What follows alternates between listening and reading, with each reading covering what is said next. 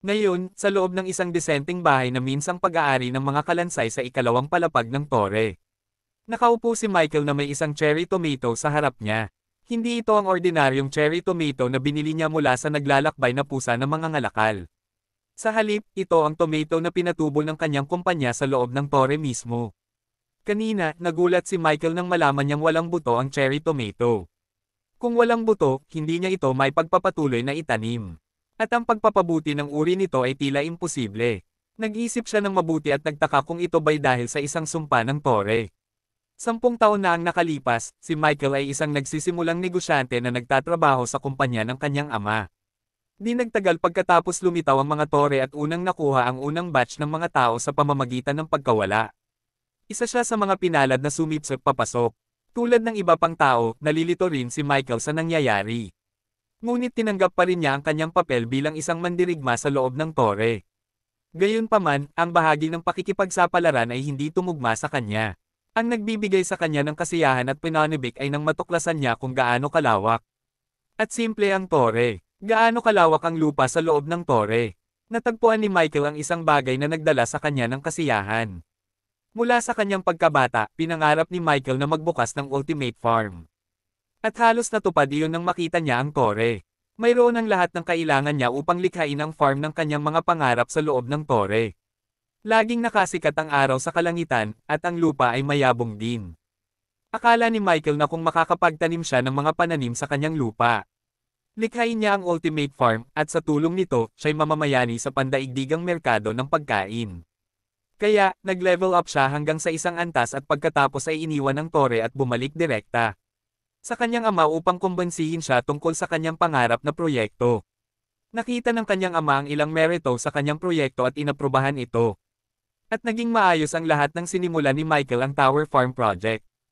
Kasama ng kanyang team ng mga eksperto sa agrikultura at mga magsasaka at isang malaking halaga ng mga buto.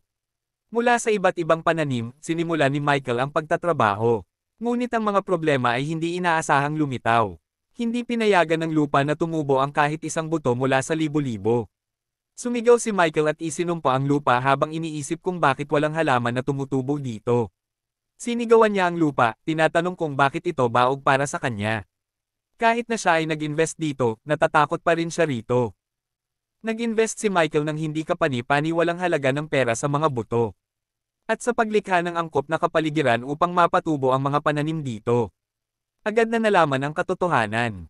Nag-uulat ang balita tungkol sa pinakabagong groundbreaking na pananaliksik na nagpapahiwatig, na ang mga awakened ay nawawalan ng kanilang mga kakayahan sa reproduksyon sa sandaling pumasok sila sa tore. Habang para sa mga awakened, ibig sabihin nito ay maaari silang maglibang ng walang panganib. Binalaan din sila ng mga mananaliksik laban dito. Sinabi nila na ang pagkawala ng kakayahan sa reproduksyon ay isang side effect ng kanilang katawan na biglang nag-a-adapt sa mauna.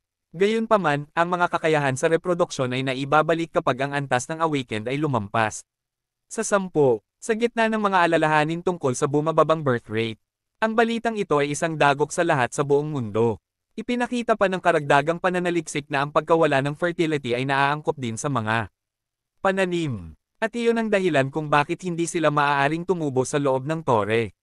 Bukod pa rito, walang paraan upang i-level up ang mga buto mula sa labas.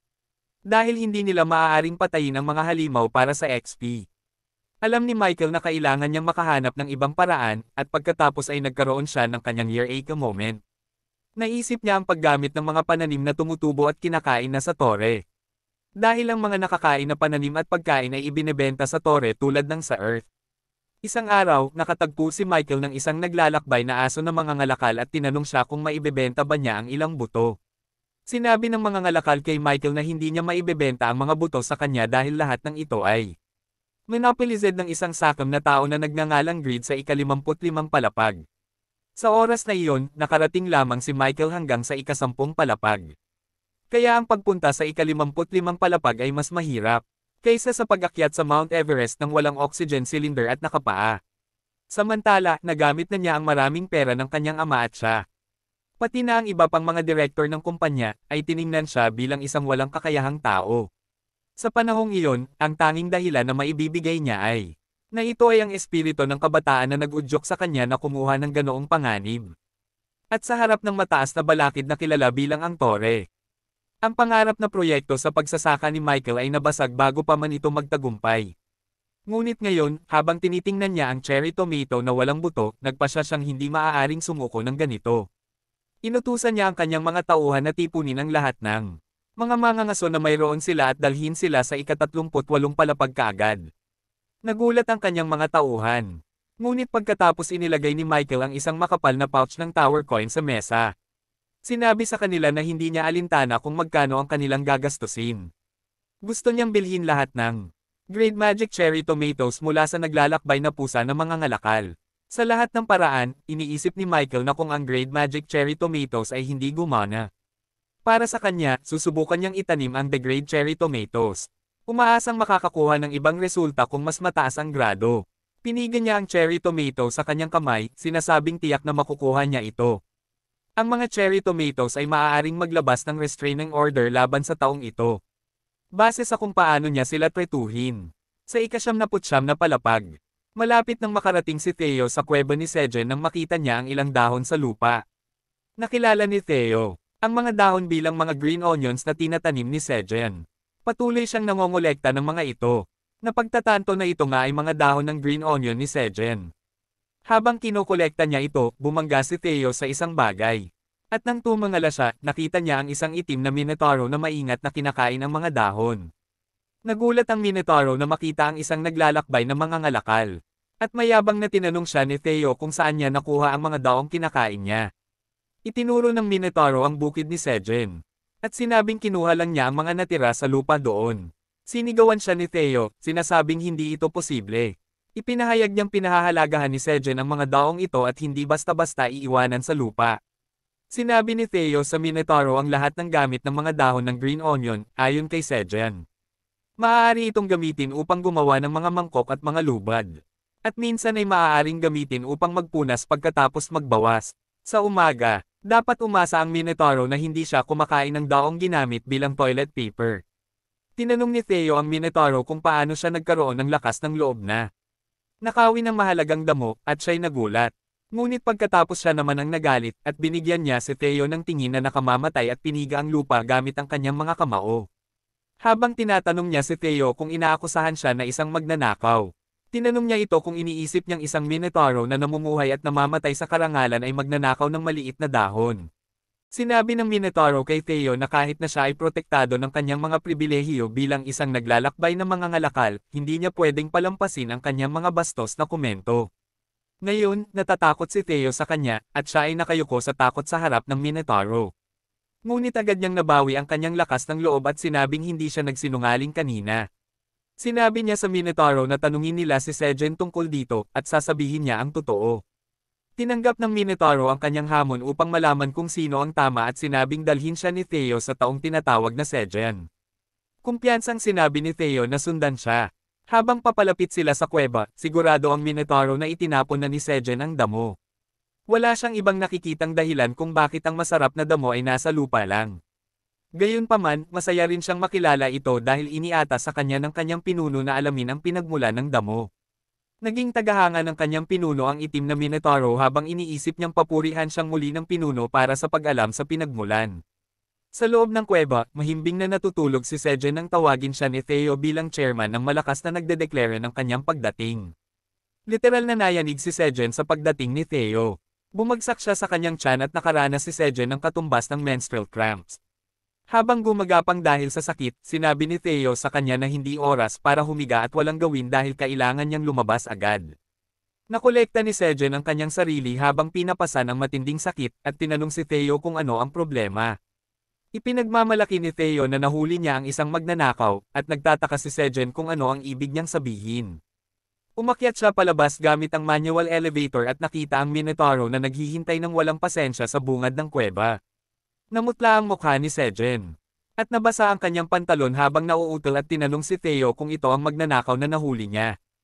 Tumalon si Theo palabas at ipinahayag na itong baka na naglalakad sa dalawang paa ay ang magnanakaw. Sinabi niya kay Sejen na lumabas at pag-alitan ito. Ipinakita ni Theo ang mga dahon ng berdeng sibuyas na nakita niyang kinakain ng minotauro at inakusahan siyang nagnakaw ng damo. Nakilala ni Sejen ang mga dahon ng berdeng sibuyas na ginamit niya upang ikalat sa bukid. Agresibong sinabi ng Minotauro na pinulot lang niya ang nakita niyang nakahandusay sa lupa. Sinabi niya kay Sejen na kung hindi niya itatapon ang damo, hindi ito basta-basta matatagpuan sa lupa sa labas ng kanyang kuweba. Binasa ni Sejen ang impormasyon ng nilalang na nagsasabing isa itong itim na Minotauro. Nagtataka siya kung ito ang taong may sungay na binabanggit ng Mama Bear. Naalala ni Sejen na ang taong may sungay ang naghukay sa lupa noong asul na buwan at nagnakaw rin ng mga dahon na ginamit niyang ipangtakip sa bukid ilang araw na ang nakalipas. Sigurado siyang nahuli ng Minotauro na nagnanakaw ng mga dahon na nahuli ni Theo ngayon. Habang ipinapahayag ng Minotauro na isa siyang marangal na mandirigma, at kailanman ay hindi magnanakaw, tahimik siyang hinuhusgahan ni Sejen. Habang sumagot si Theo na magnanakaw ang Minotauro, sinabi ni Sejen na magnanakaw ang Minotauro dahil hindi nila itinapon ang mga dahon. Gayunpaman, hindi gaanong pinapansin ni Sejen ang usapan. Iniisip niya na ang mga Minotauro ay parang baka na naglalakad sa dalawang paa at naghuhukay ng malalim sa lupa, at nagkaroon siya ng ideya. Tinawag ni Theo ang atensyon ni Sejen, hinihingi na sabihin sa magnanakaw na hindi niya itinapon ang mga dahon. Sinabi ni Sejen na, syempre hindi niya itinapon ang mga dahon, na ikinagulat ng Minotauro. Sinabi ni Sejen na ang damo ay may mahalagang papel at ikinalat sa bukid upang mapanatili ang kahalumigmigan sa lupa. Biglang nalungkot ang Minotauro. Pinagsisihan ni Sejen ang pakikipagtalo kay Theo, at nahirapan siyang maniwala na may ninakaw siya. Humingi ng paumanhin siya kay Sejen na nagsabing hindi sapat ang simpleng paghingi ng tawad pagkatapos magnakaw. Diretsa ang hiningi ni Sejen ng 100 tower coins mula sa Minotauro, sinasabing iyon ay kabayaran para sa pagkalat ng kanyang bukid at pagnanakaw ng kanyang damo. Dito nagtatapos ang kabanata. Mahirap sabihin kung sino ang masakam, si Sejen o si Michael, pareho silang nagpaplanong kumita ng mas marami sa anumang paraan. Nakagugulat malaman ang kontraseptibong kalikasan ni Monty. Nakagugulat din malaman na hindi lang ang Minotauro ang sakam sa pera.